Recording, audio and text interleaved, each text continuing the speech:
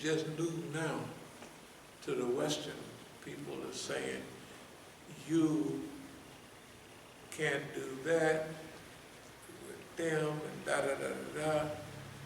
And everybody else is forming cliques, alliances. First of all, China is just about hooked up pretty well throughout Asia, except for India.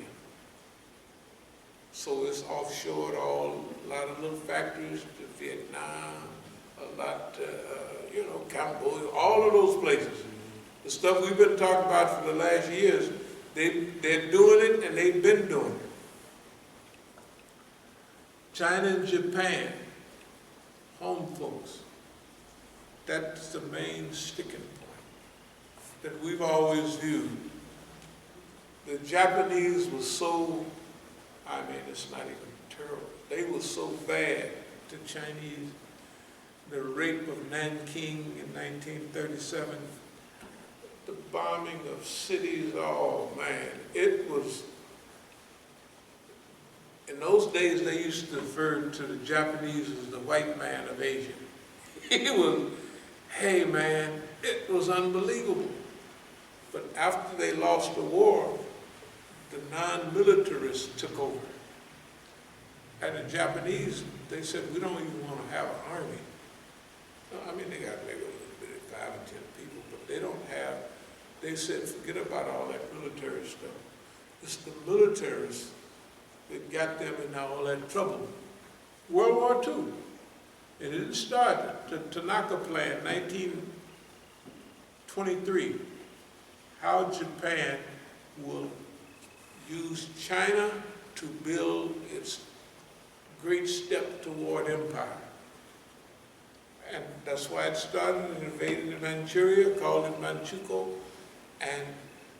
But don't worry, we've been hanging with a good crew. The analysis of China in those days was clear but simple. China is a big country that's weak, and Japan is a little country that's strong.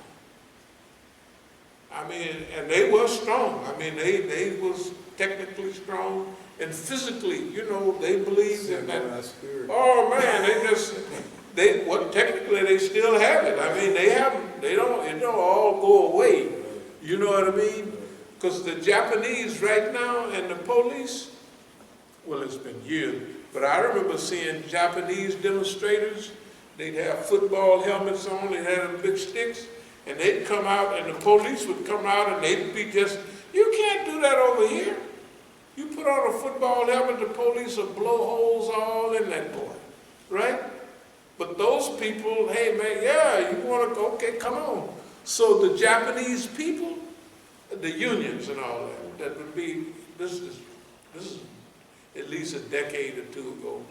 But I remember seeing they would come out with their clubs, the long clubs and sticks, and the police would come out too, and they was more like humans, like, man, oh, you think you bad, sucker?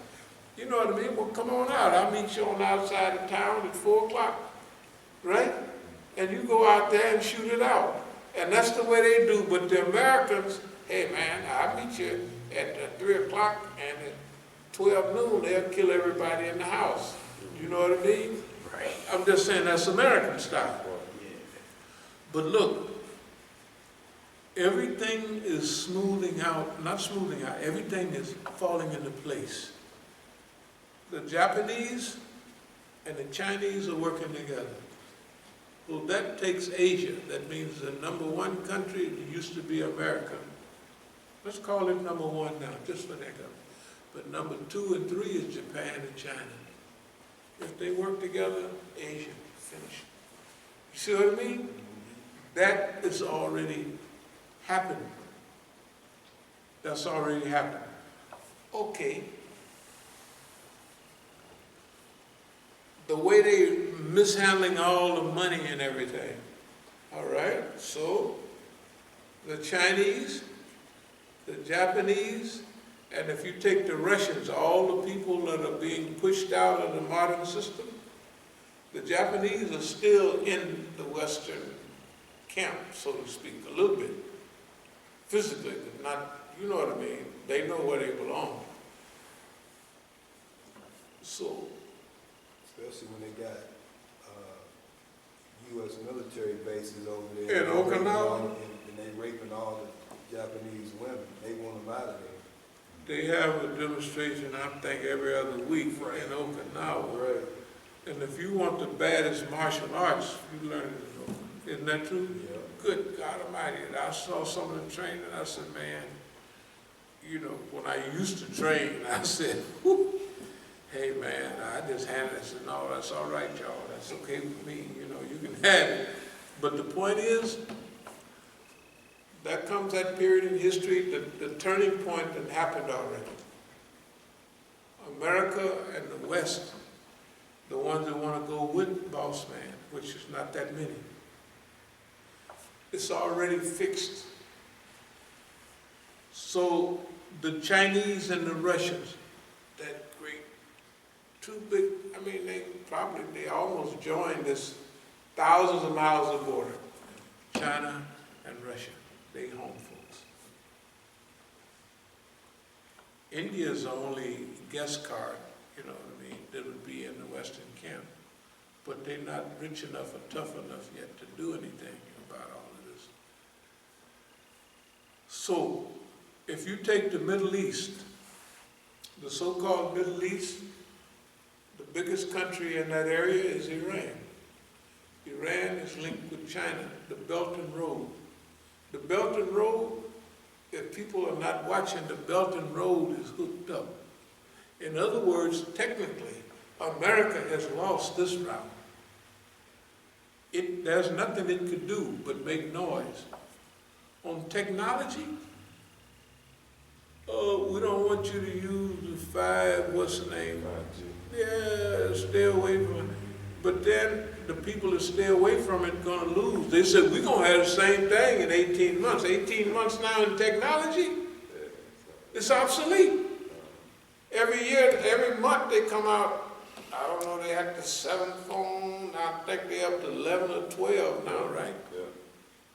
That's in a couple of years. Technology now, 1 year, technology, you obsolete. Because people look at my phone and say, well, it's mainly my kids. Dad, you got to upgrade that. I said, hell, I can't even use the stuff on here. Do you? And then I tell them the stuff. I said, do you know I used to have to go and rent and buy lectures? I said, do you know every lecture that's almost ever made? I said, I used to have to go study China, India, and all of that, Africa, and all the Black Nationalist conferences. Do you know I can type in those conferences on YouTube, and I can't listen to all the lectures. There's too many on everything. And like China now, and on like that part of the world, I don't have to read nothing. I mean, I read the stuff that they got, that they print out. I read that, and then I can listen to, I go to bed listening to lectures. They have the people from the Department of Strategic Studies, from Australia, from everywhere, right? I said, I can't even use the stuff I got. I said, it's got buttons on here. They didn't put all the maps. I said, I don't know. I can't use what I got now.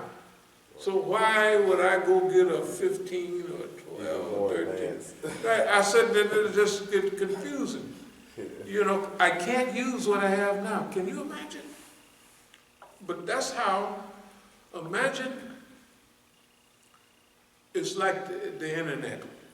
Somebody can call you and say, we want you to give a lecture on thermodynamics of the movement. And you said, I never even heard of that, but you can type it up and you get this lecture here.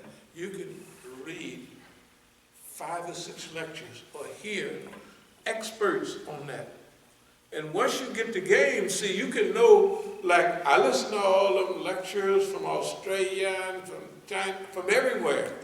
And once you get the game, you know where all you're doing is learning. You might learn 2% from this guy, you know, 3% from that guy. But they giving you all the up-to-date stuff, and you're not gonna swallow all of that. And it is so easy now. I said, man, this stuff almost ain't even fun. It's so easy that you can pipe into that. But the point is that everything is at your fingertips. So that's why our analysis are not losing quality. They're increasing in quality. Well, I think they are. Maybe y'all got a different.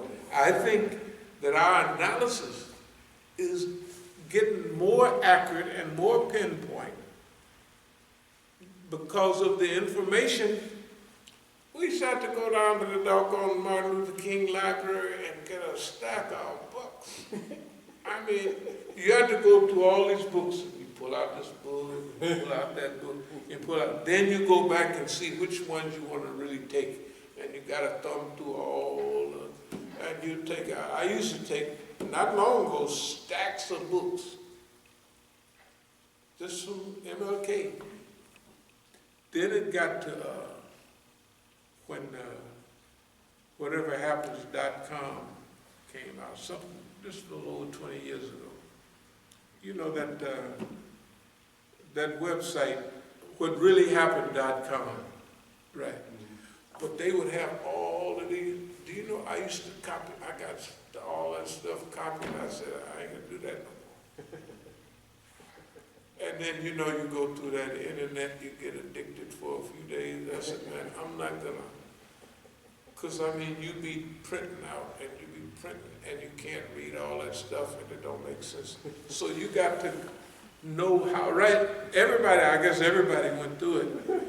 Because they just, look at that, will you know, and then you take, you got stacks of paper, go get this more paper, put it in, and then you print out, you got stacks of stuff. And then you can't read it, and then within, it's obsolete. It's so much stuff that is obsolete because it's the news cycle. Instead of getting the core of what's going on, you get the whole news cycle. Imagine printing out everything they say on news every day. You got all of that junk, right? It's junk. So we learned how to pick the real stuff. You know what I mean? Just pick the real stuff and get that hooked up. That's why I believe that our stuff improved. Anyway, one of the things that we wanted to mention, we talked about the Long March in China a little bit. We want to talk about something we've had as a lecture for a long time. Stalingrad to Oakland. Stalingrad to Oakland. Stalingrad, as we said 10,000 times, and you can type it up there, Stalingrad. Stalingrad was the city, now they call it Volgograd, on the Volga River. Everything, this was in 1941, the Germans launched the Operation Barbarossa. Barbarossa was considered a super success in 1941, 42. It swept over Russia. I mean, they were 500 miles in Russian territory in little or no time. The Russians used, which they always use, the scorched earth policy. If they couldn't put it on a train, a factory, and send it back behind Stalingrad and behind Russia, remember, which is a big place, right? Then you can't, they burn it, scorched earth, so they wouldn't leave nothing for the Germans to lose. You know, they launched this operation in, I think, June or July 1941. Hey man, when they got up into the winter time, they was almost Leningrad here, Stalingrad here, and Moscow. They was all on the outskirts of those cities, but they never got them, because that's where they stopped them at. Stalingrad is so important because it was a turning point of the war.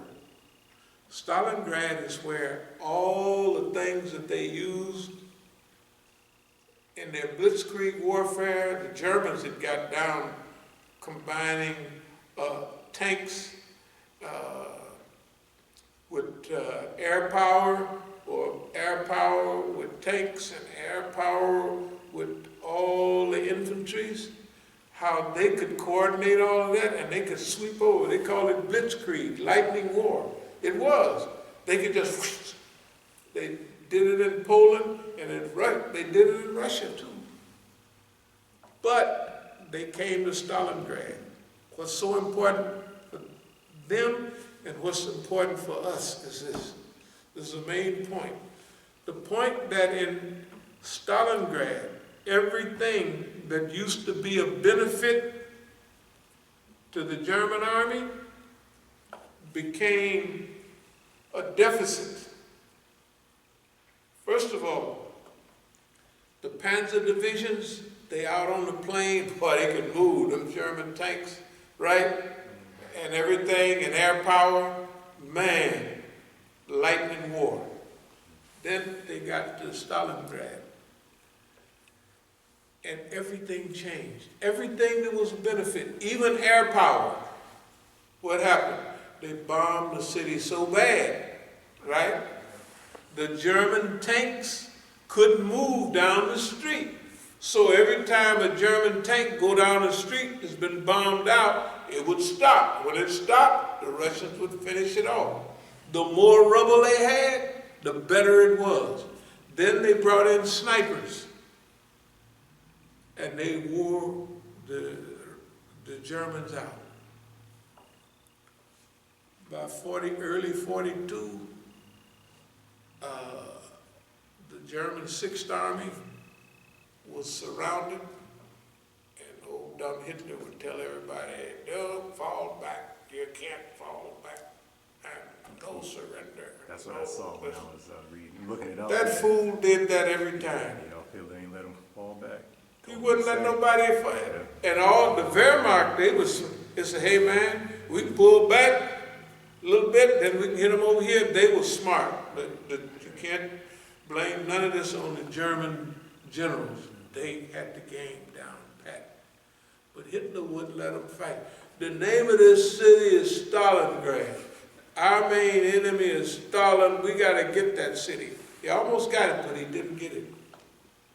They stayed there so long, the Russians came around, surrounded them, and captured 90,000, I don't know how many. Out of all them soldiers, 6,000 of them got back. The surrender, 6,000 Germans made it back home. All the rest of them died and froze to death or starved to death. Almost same thing in Leningrad. The point is about Stalingrad. Stalingrad was the change in the war. We think D-Day, June the 6th, America invaded France, and right? Omaha Beach and all of that. That's what they told us. That's not what won World War II. The Russians, all the way back from Kursk and all of those cities, the Russians chased the Germans all the way back to Berlin, right? Now, what does all this mean? This means that we've been here during a long march, our own long march, and we knew it was a protracted struggle. We knew this was a protracted struggle all the time. It was never, you know what I mean, a big mystery to us. A few years ago, we made this DVD or CD from Stalingrad to Oakland. Because at that time, all the stars lined up. All the stars lined up with Oakland. Everything that they used against us turned, we used to call it psycho-composting, all that old googly-gop that wasn't googly-gop, that wasn't colored stuff. But we was using that because this was good for us. That's the thing. We never gave up on ourselves, on our mentality, on our ability to analyze our environment. And also for us to strategically locate ourselves in the movement, right? Where at first we might take the brunt of all the battle, but we'll be there and it'll be clear that this is where we've been all the time. So right at the time, all of this stuff is lining up. Stalingrad to Oakland, now we can see it. China, Russia, all the alliances, right? They're at the end of trying to crush everybody. Okay, everybody knows that in another couple of months, Iran will survive this stuff right here, and Biden is going to lighten up on everything. And if he don't, they'll just have to they'll have to go on. People forget that Iran fought that war, 1980 to 1988, with nobody helping them. And now they in pocket. They're not by themselves, right? So for us, from Stalingrad to Oakland, that was a signal for us. You got to remember, we didn't just start talking about Stalingrad though. Now everybody sees that it was a signal, that everything that the enemy had been using against us, right, is now ineffective, and we can use it against them. Everything that they've used against us is now ineffective. All the cars sitting out there, all that stuff, we'll use it as advertisement. It's advertisement. In fact, I'll ask y'all to make a video piece, we'll talk about, make a video piece. Maybe Jamal can make one too, right? And we'll talk to the people about our own experience. You can talk to them about your experience. I've been here 25 years. This is what I've seen. Nothing, this is what I've seen. This is what I understand from that. And how are y'all doing? That type of stuff, right? You do the same thing. I've been here 5 or 6 years, and you wouldn't believe it. I didn't believe it. I still don't believe it, but I have seen it, so I'm gonna relate it to you. Now you can take it the way you want. You know what I mean? And you've been here since you was a child.